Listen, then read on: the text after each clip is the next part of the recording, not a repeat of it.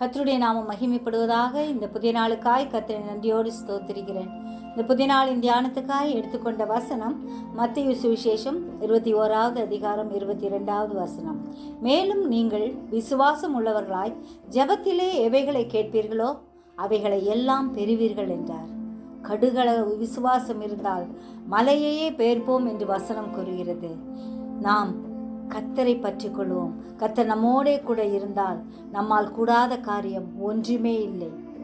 எல்லாவற்றையும் நாம் செய்ய அவர் பலன் தருகிற தேவனாய் இருக்கிறார். எனவே நாம் ஜெபம் பண்ணும்போது எவைகளை ஆண்டவரிடத்தில் அவருடைய சித்தப்படி கேட்கிறோமோ அவைகளை பெற்றுக்கொள்வோம் என்று முழு நம்பிக்கையோடு விசுவாசிப்போம். ஆண்டவருடைய கற்பனைகளை கைக்கொண்டு அவருக்கு பிரியமானதை செய்து முழு மனதோடு வேண்டிக் கொண்டால் ஆண்டவர் பெரிய காரியங்களை நம் வாழ்க்கையில் செய்வார், நம்மை ஆசீர்வதிப்பார், நம்மை உயர்த்துவார். ஜெபிப்போமா? ஜீவிக்கிறதான நல்ல இயேசுவே, அருமையான நாளுக்காக நன்றியோடு ஸ்தோத்திரிக்கிறோம். எங்களை உயர்த்துகிற தேவன், பாதுகாக்கிற கர்த்தர் கூட இருக்கிறபடியால் நன்றி செலுத்துகிறோம் ஐயா. எங்களுடைய விசுவாச பாதையில் நீர் எங்களோடு கூட வருகிறபடியால் நன்றி ஆண்டவரே.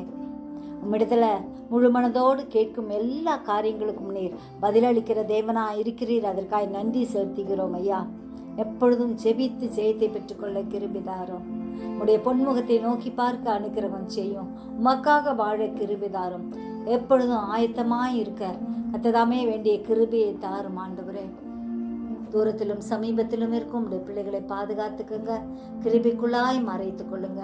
எந்த தீங்கும் எங்களை துக்கப்படுத்தாதபடி ஆண்டவர் தாமே எங்களை பாதுகாக்கும்படியாய் கெஞ்சுகிறோம். நீர்தாமே வேலையடிக்கும்படியாய் செபிக்கிறோம். கிருபை சூழ்ந்து கொள்ளும்படியாய் செபிக்கிறோம். நீர் எங்கள் ஒவ்வொருவரையும் பொறுப்பெடுத்துக்கங்க, நீங்க நடத்துங்க. உன் பாதையில் எங்களை ஒப்பு கொடுக்கிறோம். இயேசு மூலம் ஜெபங்கேளும் பிதாவே, ஆமென்.